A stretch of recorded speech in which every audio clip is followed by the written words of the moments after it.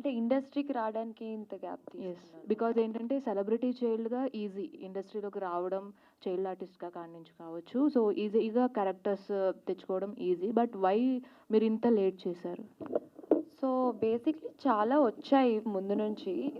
First నుంచి heroine అయిపోవాలి, లేదంటే పెద్ద పెద్ద సినిమా చేసేయాలి అని కూడా మా అమ్మ నాకు చెప్పలేదు, నాకు లేదు. మా అమ్మ లాగానే మీరందరూ ఎలా మా అమ్మను ఓన్ చేసుకున్నారో నన్ను మీరు అందరూ అలా ఓన్ చేసుకోవాలి అని ఒక ఉద్దేశంతో వెయిట్ చేసి ఒక మంచి స్క్రిప్ట్ కోసము వెయిట్ చేసం కోసం ఇంత టైం పట్టింది అంతే.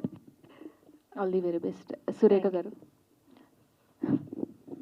సో మీలో క్యారెక్టర్ చేశాను అంతే చిన్నగా, యాజ్ ఏ మామ్గా మీరు, బికాస్ ఎవరైనా సరే మనం ఎలా స్టేజ్లో ఉన్నా మన పిల్లలు ఒక స్టేజ్లో ఉన్నారు అంటే నిజంగా హ్యాపీ మూమెంట్. అండ్ తనకి ఇది ఫస్ట్ మూవీ, సో మీ ఫీలింగ్ ఏంటి? డెఫినెట్గా హ్యాపీగానే ఉంటుంది. Any suggestions from your sides to her? Suggestions అట్లా ఏమండి, ఈ జనరేషన్ పిల్లలు, ఈ జనరేషన్ వాళ్ళు ఎవరు సజెషన్స్ ఇస్తే తీసుకోరండి. సజెషన్స్ ఇవ్వకపోవడమే మంచి సజెషన్. అండ్ మీరు మామ్ అండ్ డాటర్గా కాకుండా ఫ్రెండ్స్గా ఉంటారు, so happy to see that. Thank you so much. అందరూ పేరెంట్స్ కూడా కిడ్స్ని అలానే డీల్ చేస్తేనే వాళ్ళు కూడా మన మాట వింటారని నా అభిప్రాయం. థ్యాంక్ యూ అండి. All the best Amar. Thank you. Surekhavani గారు, హాయ్ మ్యామ్. చాలా రోజుల తర్వాత మిమ్మల్ని చూస్తాం, చాలా హ్యాపీగా ఉంది. Thank you.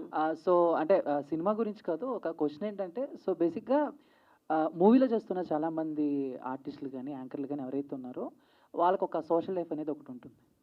సో వాళ్ళు బయటకి ఎక్కడికి వెళ్ళినా, వాళ్ళ ఫోటోలు అవి పెట్టినా, సో బయట జనాలు ఒక ఆడపిల్ల బట్టలు వేసుకోవాలనేది కూడా కామెంట్స్ చేస్తున్నారు. మీరు కూడా ఫేస్ చేసి ఉంటారు కదా, సో ఏం చెప్తారు? సో బేసిక్గా అంటే మీ లైఫ్లోకి వచ్చేసి మీరు ఎలా ఉండాలి, మీరు ఎంతలో ఉండాలి అని కామెంట్ చేసే వాళ్ళకి మీరు ఏం చెప్తారు? సో బేసిక్ ఒక్కొక్కటి పర్సెప్షన్ ఒక్కొక్కలా ఉంటుందండి.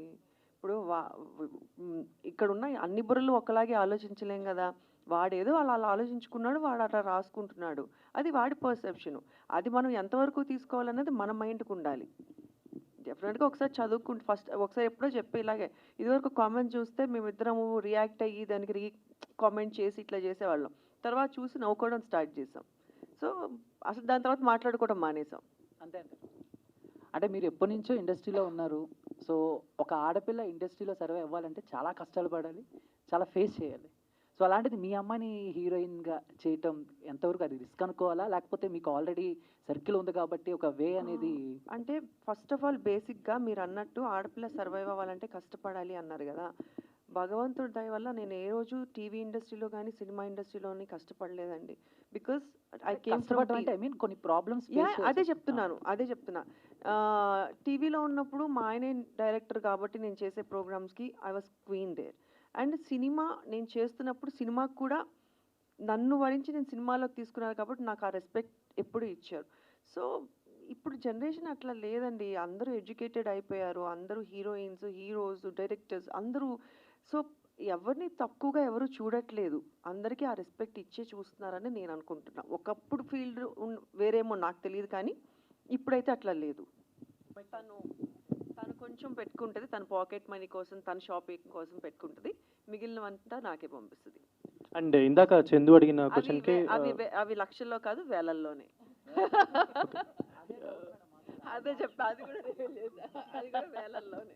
సో మళ్ళీ ఆ వేలల్లో నుంచి ట్రిప్పులు ఎలా వెళ్తున్నారు అని రాసుకోకండి, ఆ వేలల్లోనే బడ్జెట్ లోనే ట్రిప్పులు. దాని గురించి అడుగుదాం. యాక్చువల్లీ ఒక ఇండిపెండెంట్ ఉమెన్గా ఉంటూ ఒక అమ్మాయిని పెంచుకుంటూ తను ఒక మంచి పాత్రలో తీసుకెళ్తాం. మీరు లైక్ ఏదైనా ట్రిప్కి వెళ్ళినప్పుడు పోస్ట్ చేసినా, ఏదైనా ఫొటోస్ అలా పోస్ట్ చేసినా, వీళ్ళేదో బాగా సంపాదించేస్తున్నారా, వీళ్ళేదో బాగా ఎర్న్ చేస్తున్నారు, సినిమాల్లో చేస్తే ఇంతెందుకు డబ్బులు వస్తాయని డిస్కషన్ కూడా జరిగి ఉండొచ్చు, మీరు కమెంట్స్లో వీటిలో చదువు.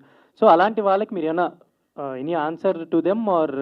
ఇన్ని రోజులు ఆవిడ ఆన్సర్ చేస్తుంటారు కదా, so I will answer these. అంటే ఈ గత 1-2 monthsగా నేను ఇన్స్టాగ్రామ్లో అంటే అందరికీ మెంటల్ హెల్త్ అనేది చాలా ఇంపార్టెంట్. సో అది కొన్నిసార్లు అది ఎందుకు ఎవరికి డౌన్ అవుతుంది, ఎక్కడ అవుతుంది, వీ నెవర్ నో.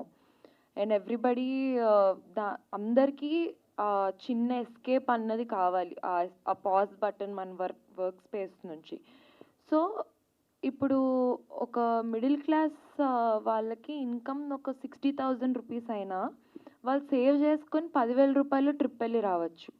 సో మేము అంతే వచ్చి అస్సలు రావు అని కాదు కదా.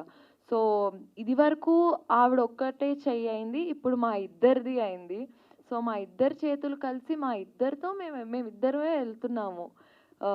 సో ఇట్స్ ఆర్ మనీ, దాంట్లోనే సేవింగ్ చేసుకొని దాంట్లోనే కొనుక్కొని కొంచెం దాన్ని లగ్జరీ అనకూడదు, లావిష్గా ఎప్పుడు పోతామో తెలియని జీవితాన్ని ఇప్పుడు ఎంజాయ్ చేయకపోతే ఎప్పుడు ఎంజాయ్ చేస్తామన్నది నా కాన్సెప్ట్ అంతే. చెప్పచ్చా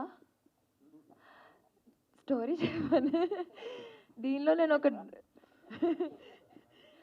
నేను ఒక అవేర్నెస్ ఇచ్చే ఒక డాక్టర్ని. ఒక డాక్టర్ అవేర్నెస్ అదే నా క్యారెక్టర్. అంటే డాక్టర్గా ఉంటూ లవ్లో పడి అతను ప్రేమించుకుంటే డాక్టర్లు ప్రేమించకూడదని లేదు కదండి ఎక్కడ. ఒక మంచి ఎడ్యుకేటెడ్ డాక్టర్ ఒక రౌడీ అబ్బాయికి ఎలా పడుతుంది అన్నది స్టోరీ. అందుకనే అడిగింది మీకు. మీరు డాక్టర్ అంటే క్లాసికల్గా ఉంటుంది. అలా పడేశాడు, మరి నేనేం చేయాలి?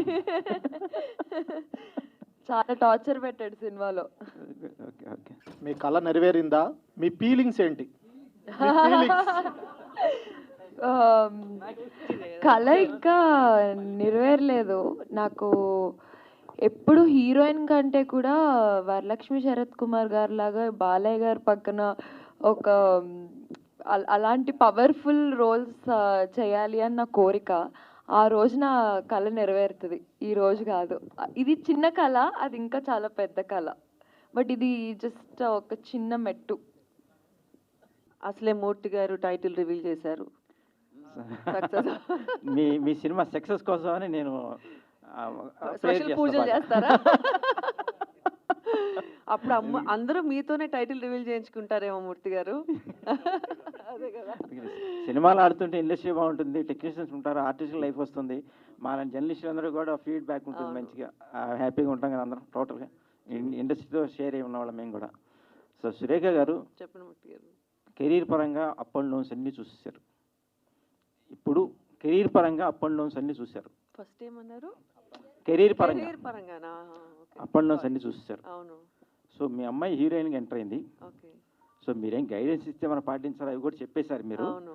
సో మీరు ఎలా ఉంటే మీ అమ్మాయి బాగుంటుందని మీరు అనుకున్నారు ఈ సినిమాలోనా? ఈ సినిమాలో ఫర్దర్గా క్యారెక్టర్ ఫర్దర్ చేసే క్యారెక్టర్సా? డెఫినెట్గా కెరీర్ బాగుండాలని కోరుకుంటాం, మంచి స్థాయిలో ఉండాలని కోరుకుంటాం. సక్సెస్ఫుల్ కెరియర్ వస్తే హ్యాపీగా ఫీల్ అవుతాం.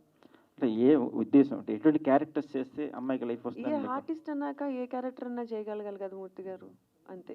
అది ఏదైనా తను చేయగలగాలి, ఆ సత్తా తనకు రావాలనుకుంటా, అంతే. సో ఆల్ ది బెస్ట్, మీ ఆలోచన మంచిదే.